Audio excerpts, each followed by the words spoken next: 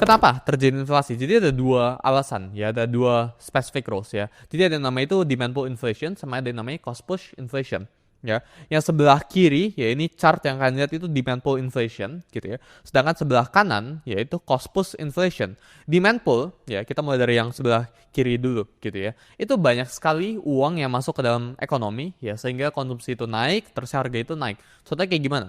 Banyak uang masuk dalam ekonomi, ya itu kayak gimana cara masuknya? Itu di saat the Fed, ya atau itu di saat pemerintah itu sedang mencetak duit. Jadi cetak duit atau turunin suku bunga, itu demand pull inflation. Jadi ketika duit itu baik sekali beredar dalam ekonomi, konsumsi itu bakal naik. Ya kayak contohnya kita ngomong di tahun 2020 ya, COVID era ya, pemerintah US government itu kasih $2.000 ke setiap orang. Terjadi yang namanya itu demand pull inflation karena semua orang itu jadi melakukan yang namanya itu spending. Semua orang itu jadi pun dapat duit secara instan tiba-tiba ya, semua orang di rumah dapat $2.000, semua orang dapat jutaan rupiah gitu ya. Terus jutaan rupiah ini dipakai buat konsumsi. Dan ketika konsumsi ini banyak sekali, alias ketika demand ini tinggi sekali, maka produsen ini bakalan naikin harga buat ngejas ya, karena supply demand ya, hukum dari supply demand ya. Ketika demand itu banyak ya, tapi supply-nya itu biasa aja, maka harganya itu akan naik. Tapi vice versa, ketika supply-nya itu baik banget, tapi demand itu sedikit, maka harganya itu akan turun.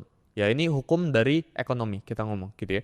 Terus saya selanjutnya ya, cost push inflation, ya ini chartnya yang sebelah kanannya ya. Ini dimana biaya produksi itu naik, kayak energi dan komoditi itu naik, maka harganya itu ikutan naik. Contohnya kayak gimana? Misal teman-teman itu tahu JNE ya, atau tempat-tempat pengiriman gitu ya, kayak misal Gojek dan sebagainya. Gojek dan sebagainya ya, itu bisa naik ketika BBM itu naik. Ya, jadi ketika bensin itu harganya naik, maka JNE, tempat-tempat pengiriman ini bakal naik juga. Ya, Gojek itu harganya bakal naik kemungkinan besar. Kenapa? Karena ya buat Gojek service ini ada, ya butuh bensin yang available.